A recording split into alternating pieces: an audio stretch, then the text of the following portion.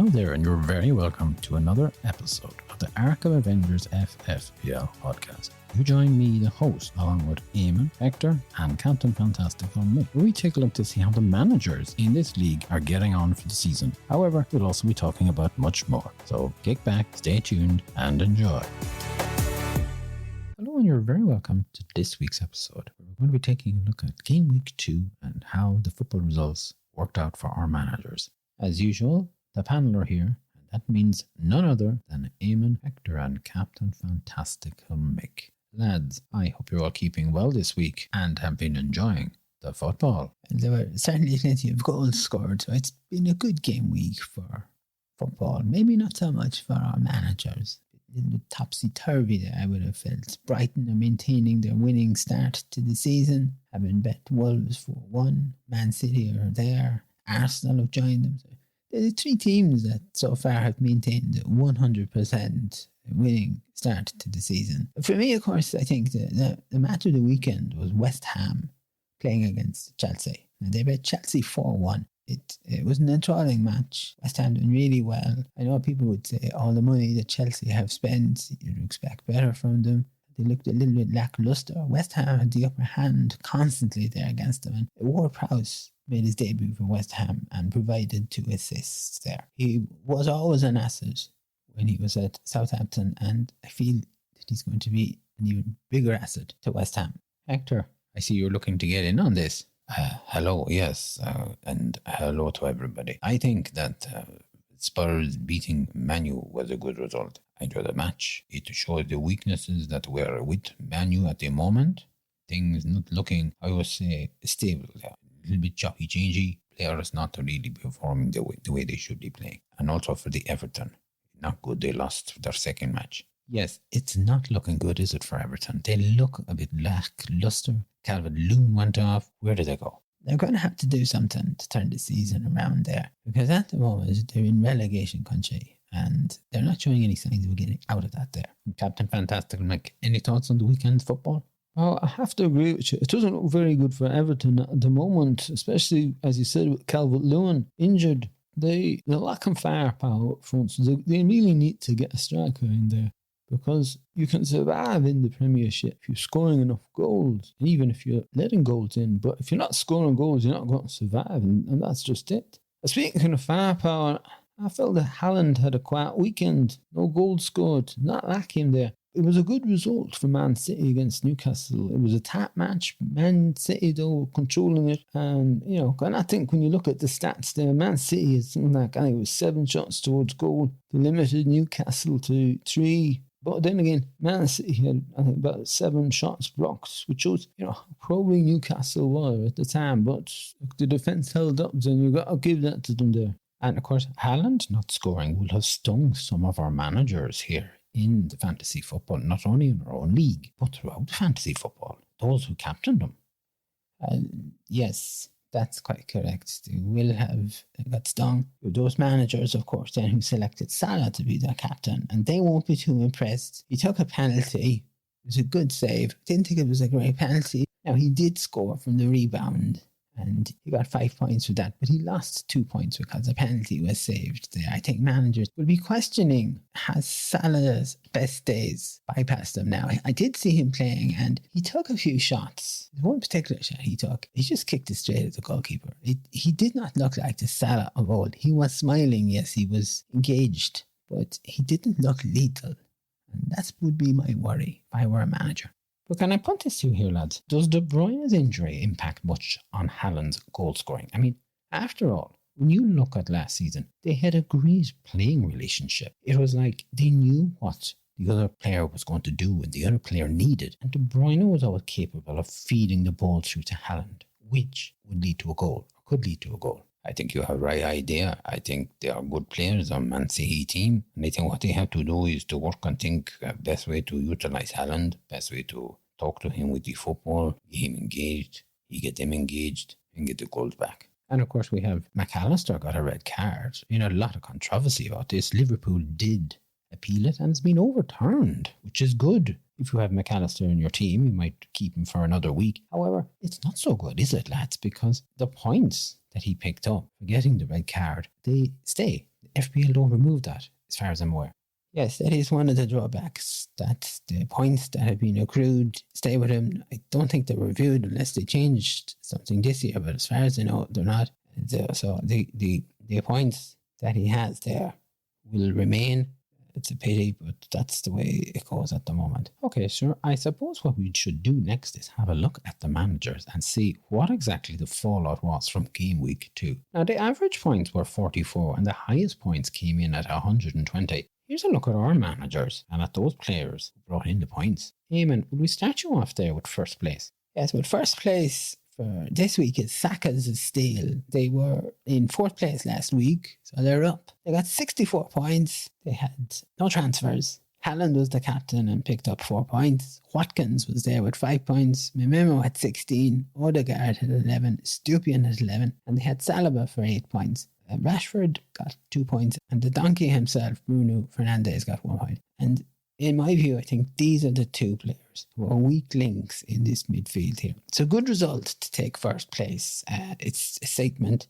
This is our winner from last year, winning manager, that is. And they got off onto the right foot. Second game week, they're taking first place. They're really putting their stamp on this league here. Now, the question is, how did they hold it? There's only 5 points between them, the manager, and second place. I don't think that's a sufficient cushion at this time.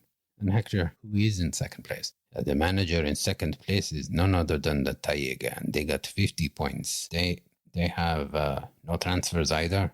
Haaland was the captain for 4 points. Salah getting the 5 points. Mitoma bringing 12. Saliba bringing 8. And Estupian bringing 11 points. They're the best players there. And the midfield, for me, is not performing. Again, the Fernandes is stuck there. João Pedro in forward, he only came on for 33 minutes. That would be a concern for me. He was starting from the start. And then to make matters worse, when he come on, he get a yellow card. So you get no point from him whatsoever. The question for this manager, in my view, is do they stick with this midfield formation, especially if they want to retake first place? Because they want to have to shake up the team here. They were first last week. They are now in second. Will they stay in second, or will they take first, or could they go down further? That is the question here. Yes, indeed. And I should say to our listeners here, we're really looking at the players who performed, who brought in the points, rather than looking at all other players here specifically. Now, Mick, who's in third place? Well, this week, they're down from second to third. Silver Stroke, 46 points. They had no transfers. They opted for Haaland as the captain and he got 4 points. Watkins got 5. Mimimo got 16 points. Salah picked up 5 points and Estupian, he got 11 points. I think they were unlucky that Gabriel came on because they only got 1 point from him. And if we hadn't come on, chances are Matty Cash would have come on, they would have got 6 points. There's a bit of hash there. And that would have been enough to keep them in second place. And fortunately, they had McAllister and he's showing up with the minus 2 points. And that's not helping either. This manager is just probably going to have to do a little tweaking with their team. But I think they could bounce back there. Now, Eamon, who's in fourth place? And strangely enough, Bamford Rejects is in fourth place and they were in fifth, so they're moving up the table here. They got 46 points, the same as Silver Stroke. Did no transfers. Haaland was the captain and got 4 points. Watkins came in with 5 points. Foden had 9. The Stupian had 11. And they had Ramsdale, the goalkeeper, who got 6 points. Ramsdale got 6 points from him, but they actually had Aurelia on the bench with 10 points. That would have been nice there. I think they might need to get a few transfers working, especially for the defence, the midfielders. Strengthen things up a little bit there. And I particularly would like to see transfers because this was a transfer shy manager last year, and now we're looking for a different feel to this manager. If he doesn't make a transfer for next week, I'm going to have alarm bells going off. Hector, who do we have in fifth place? We have Raglan Road, and they move up from 6th. They had 49 points. They had the 1 transfer. They brought in Baldock, who didn't get any points, and they put out Bell, and he didn't get no points. So the transfer really didn't do nothing. The captain was Haaland, and he got the 4 points. Watkins got the 5. Mitoma picked up 12. Estupian get 11 points, and they had Aurelia at 10 points. It is not whatever you're calling him, Aurelia. They are Eamon. It's Aurelia. That's how you say it. 10 points. Okay, listen, I don't need any instruction from you as to how you make the pronunciation. Just discuss your manager, the team, and we're moving on here. I'll tell you something, Eamon. You must have got out of the wrong side of bed. You don't sound too good. Hector, can you move back to the team you were talking about there? Yes, yeah, I can do. First off with the manager, they had subs to come in. That is a good thing. Again, though, the midfield for me is weak. The McAllister is there. He got the -2 points. That did not help. The one thing, the manager would be happy. They are going in the right direction. But I don't think they can afford to be complacent. They must study. They must act. They must be wise with transfers. Mick, who have you got in 6th place first? Oh, we've finally got there. They've jumped from 10th place up to 6th. 54 points, and they didn't have any transfer. Got to Haaland as the captain and got 4 points. Wissa got 11 points. Luis Diaz got 7. Matoma got 12. And then Stupian with 11 points. It's a big jump for this manager. And, you just look at the bench there. Really at 10 points, and Gaviardo had 6 points also. Might have been, nice to have had those in there. But I think we're going to have to consider the future one or two of these players, especially in midfield again. I'm looking at them defensively. It's a little bit weak there, but I think overall it was that sort of a game week where players that you expected to do good didn't. And Hector, you're going to tell us who's in 7th place. Well, it is Tobuggers. They have 33 points. This manager was in 3rd place last week, so they now dropped down to 7th. Will not be happy. They have 1 transfer. They brought Chilwell in. He got 1 point. Kanji went out. He got 7 points. Captain Haaland, 4 points. Watkins, 5 points. And Stupian, 11 points. The transfer did not work out. The midfield, they had 9 points from 4 midfield players. To me, that is just not good enough. They're going to need to get a result for the next game week to try and turn this around. As I said, they will not be very happy. They were in 3rd place and now they're down to 7th. The Tobuggers will be jumping up and down saying, what am I going to have to do with this? And Eamon, have we a new manager in 8th place? We have indeed. It's Panal Town. Last week they were in 9th. This week they're in 8th, 45 points. They had no transfers. Haaland was the captain for 4 points. Soswaski had 5 points. Odegaard had 11 points. Stupin had 11 points. And their goalkeeper, Flecken, had 6 points. Just like last week, they're 1 point above the average. I said this last week, they had something to do with the midfield. They needed to make a few changes. And I'm sticking by my guns on this. They're going to have to do something there, in my view. Now, yes, they've gone up, but they're not really making any impact at the moment. And, when you look at, see what finally got there has done, what Saka's Steel has done, they've got points, they've jumped a lot of places. This is a little bit mediocre for me at the moment. I was expecting a lot from this manager. Perhaps they're a sleeping giant that is about to awaken in the next few game weeks, but I still think midfield is where there's issues. And Mick, we take a look at the manager in 9th place then. We've got none other than Blacksome Squad, and they were in 14th place last week. They got 55 points. They won transfer. Aki came in, he didn't get any points. Stones went out, he didn't get any points. And they went for Salah as their captain. They got 10 points for him. Watkins got 5. Matoma got 12. Stupian got 11.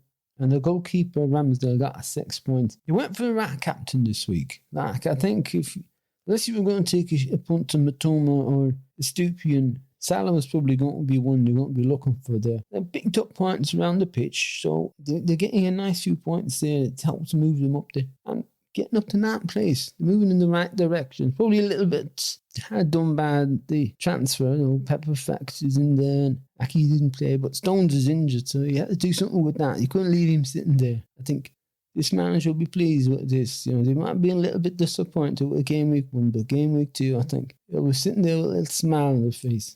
Now, Hector, who's in 10th place this week? We have Waha Beauty 99, 33 points. Last week they were in 8th position. They had no transfers.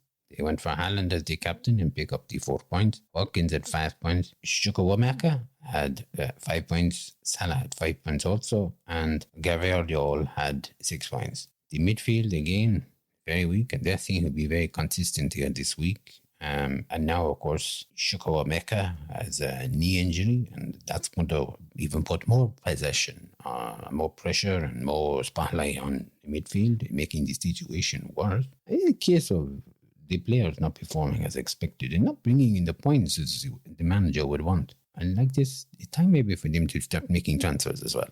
And Eamon, we move to the manager in 11th position. Our manager in 11th is Lafayette Lions. They were in 13th place last week. Game week 2, they got 47 points. They had one transfer. One Basaka was brought in. He got 1 point. Maguire was put out. And he's not playing. They had Haaland as the captain for 4 points. Matoma had 12 points. Saliba had 8. Stupian had 11. And the goalkeeper Edison picked up 6 points. The transfer really didn't work out that much because Wan-Bissaka only got 1 point, and I'm not impressed with him. Again, Man United don't seem to be clicking on all cylinders at the moment here. Defence is certainly not the worst we've seen so far. But the question is, what can they shape up with this midfield here? That's the key question. And I think that's a question for a lot of managers. But before we go on to the manager in 12th place, Eamon, is that just because Game Week 2, the results didn't work out the way managers might have expected? I mean, there's a lot of managers had players in there that you'd have expected better things from. I mean, if you look at some of the friendlies played before, you had, Rashford was doing well and Liverpool were scoring there. Of course, they were beaten a few times, but you had players that you were bringing in. You expect them to be doing better. Yes, you expect them to do better. But then you look at Brighton, you look at Aston Villa there, you look at West Ham even. The teams that people would be laughing at, they were that much use, but they're actually functioning and doing much better than some of these big teams here. So this is where I'm seeing red flags. Now, Mick, who is in 12th place? Well, we're Arkham Avengers. They were in 7th place last week. They've dropped down a bit. They got 30 points. There's no transfers. Salah was their captain. He got 10 points, and Stupian got 11 points. I have to say, after Game Week 1, they got off to a half-decent start there. This Game Week's been a disaster for them there. They had a goalkeeper, Areola, 10 points on the bench. But apart from the 2 players who I've mentioned, the rest of this team has just been a car crash there. And I'm thinking, I do hope that he's got some transfers, or maybe could be time to this manager has to weigh up. Do they need to use a wild card this early in order to try and change things around? Now, Hector, in 13th place, I think it's one of our friends. Yeah, we have AFC, Dunali, 31 points. They were in 11th last week. They did make a transfer. Rashford was brought in for 2 points and De Bruyne was put out. He did not play because he had an injury. Saka was their captain. He had 6 points. Zozblazla had 5 points. Zalaba had 8 points. I think they're looking a bit shook, this team. There's trouble in the forwards lines. Too much reliance with them having 3 Newcastle players and 2 Liverpool players. That's 5 players not hitting the mark. Concern here for me. As I said, over-relying on too many of these players. You need to share it out now. What is it that they say? Don't put all your Easter eggs into one basket. It's a bit early for Easter, isn't it? Look, this is Hector. It's a wonder he came out with that. He could have said, put all your kittens into a basket for all we know. Right, lads, we'll move on there. 14th place, Eamon. 14th place is Mexican Amigos, who got 21 points. Now, they were in 12th place in Game Week 1, so they're dropping. No transfers. Haaland was the captain for 4 points, and the goalkeeper Edison got 6 points. And that's as good as it got for this manager. Now, clearly they didn't listen to our show last week because Kane is still on the team. I mean, how this can happen, I don't know. And the Sonny Son, who I said isn't doing much, he's worth 9 million, but there's a lot of players cheaper than him out there who can do a better job. Now, if I was scoring this manager for this performance in this game week, it'd be an F-. They need to get a grip on managing. Yes, they might be new, but we're telling them, we're advising them what they need to be looking out for. I don't know whether they're having too many margaritas or what's going on there, but if they don't start to take action with this team, it's going to be red arrows going down, and they're not too far away from the bottom at the moment. Mick, who's in 15th place now? Well, this week we've got Medinicus with 48 points. They were bottom of the table last week, and they played a wild card, strangely enough. Now, they had Haaland as the captain who got 4 points. Watkins picked up 5. Odegaard picked up 11, and they had a Stupian there for 11 points. I think firstly on the bench, the goalkeeper Aurelia was there with 10 points.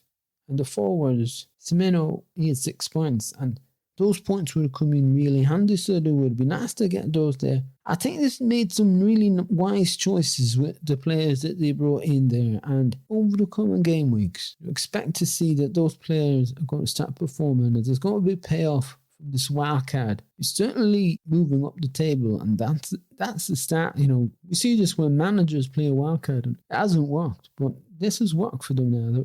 They've got a green arrow. moving up there. Keep it going, lad. That's what I say. And finally then, Hector, 16th position. Well, 16th position is Flores Rovers, 15 points. They were in 15th place last week. They had no transfer. Big problem here. They have Kane as their captain. They have 4 players who won't be playing, but still they're there. They're not shipped out. They should be gone. I do not know why they're doing that. Goalkeeper Martinez had 8 points. He's sitting on the bench. For this week, they had 5 players who were fielded on that pitch. None of them were going to be playing. This, I cannot understand. Eamon, you're shaking your head there. You've got definitely something to say. I had to say, like last week I said to this manager, don't lose heart. But I mean, by all accounts, they've come to a complete stop. And as Hector says, keeping Kane as a captain there, this is outrageous stuff. And I think that this is one of our new managers. This is, the other manager from Mexico who's brand new. Now, we forgive them from game week 1, maybe just getting used to it. But game week 2, this is outrageous to leave Harry Kane as your captain when he's gone. Like he's in Germany. He's playing football in Germany. This is England. And maybe they got the geography wrong. I don't know. I certainly hope this is just a one-off blip and that they will be back to look after their teams.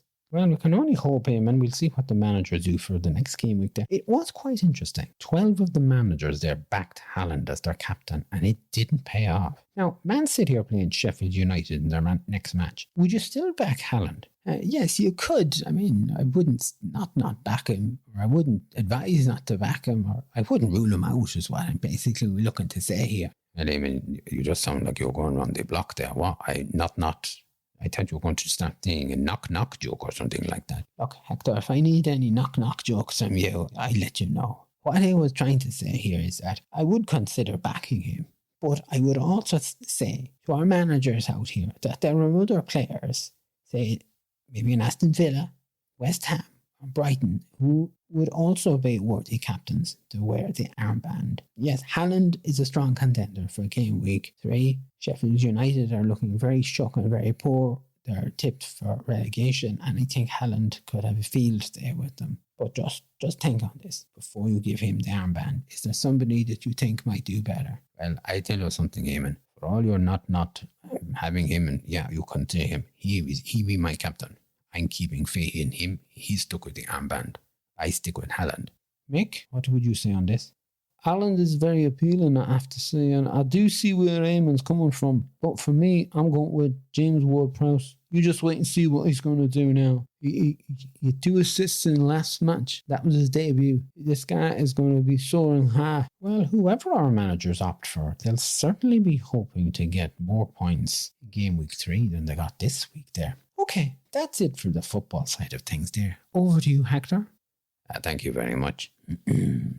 And everyone is welcome to Hector's Hellos. On this episode, I give big shout out to our listeners over in Los Angeles. And, with the storm there, I have to say, I hope everyone is keeping safe. There was a lot of rain there after the storm Hillary. Remember to keep safe. Listen to what, the local authorities saying that.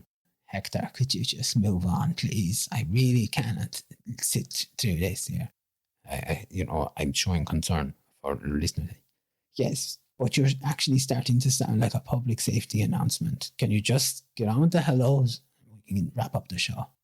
All right. Okay, Eamon. Is that the way you want it? Yes, it is the way I want it. Eamon, just take a breath. We'll be all right. Yes, I'll be perfectly fine. I nearly want to have to start it. Don't even think about starting the hellos again. Just carry on where you are. Okay. So, yes, to our listeners then, over in Nixon, Missouri, hope everyone is keeping well there. In Florida, we have listeners in New York, New Orleans, Chicago. Now to our listeners in Brazil. Hi, Mom. Hope you're keeping well and hope all our listeners down there are tuned in and they're liking to hear the show. Our listeners, of course, in Argentina, Chile, South Africa. Our listeners down under in Australia. The Ladies World Cup has just finished. Congrats to Spain.